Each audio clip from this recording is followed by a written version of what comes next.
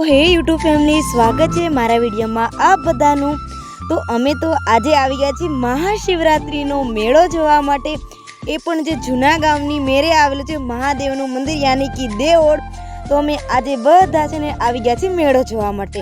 અને હા, તડકો છે ને એટલે મારો વિડીયો સારો નથી આવતો, પણ અમે બહુ મહેનતી વિડીયોઝ બનાવ્યો છે કે બહુ જ ટ્રાફિક હતી ને અમે તો બધા હાલીને દર્શન કરવા માટે ગયા હતા।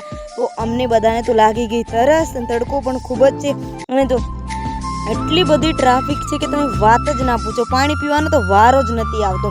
શા માટે? કેમ કે અહીંયા ગાયના મોઢામાંથી પાણી નીકળે છે ને એટલા માટે। જો કેટલા બધા છે મહાદેવના ભક્તો, અમને તો માંડ માંડ વારો મળ્યો અને પછી અમે આવી ગયા હતા બારે જો।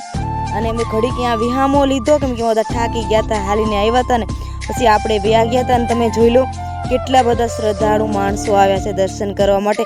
આ તો મંદિરની આ બાજુ છે એટલે તમે ઓછી ટ્રાફિક છે, બાકી પેલી બાજુ છે અમારી એના છોકરાઓ જો। પછી હું તો વહી ગઈ હતી મહાદેવની પ્રસાદી લેવા માટે।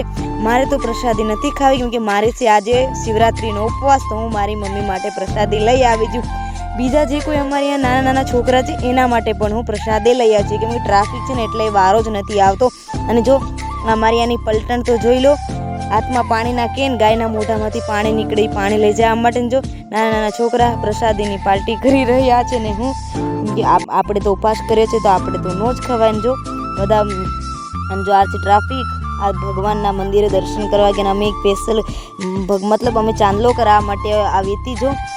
વિશાલી ચાંદલો કરાવે છે, વિશાલી પછી મેં પણ મસ્ત મહાદેવનો ચાંદલો કરાવી નાખ્યો છે કે મને છે ને ચાંદલો ભગવાનનો બહુ જ કરવાનો શોખ છે। જો 10-10 રૂપિયા લઈ લીધા પછી અમે નીકળી ગઈ હતી જો। મારે ઉપવાસ ને તો ઉપવાસમાં તો કેળા તો ખવાય, તો જો આ છોકરાએ મને કેળું પણ આપી દીધું, બાકી તો આપણે કેળાની પ્રસાદી લઈ અને આ વિશાલને જો કેટલું મસ્ત લાગી રહ્યું છે।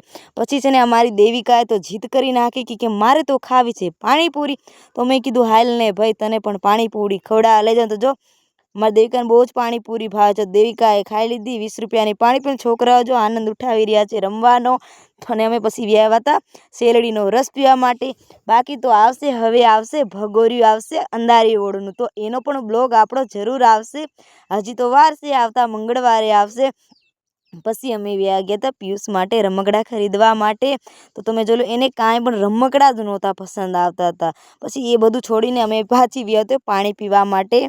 અને જો પાણી પીને અમે બહાર આવી ગઈ હતી વિડીયોઝ બનાવવા માટે। જો બધા અહીંયા વિડીયોઝ બનાવી રહ્યા છે જે ગાયના મોઢામાંથી પાણી નીકળે છે। જો અમે તો પાણી પીને વ્યા, બાકી તો મારો વિડીયો પૂરો। આ બધાને બાય બાય।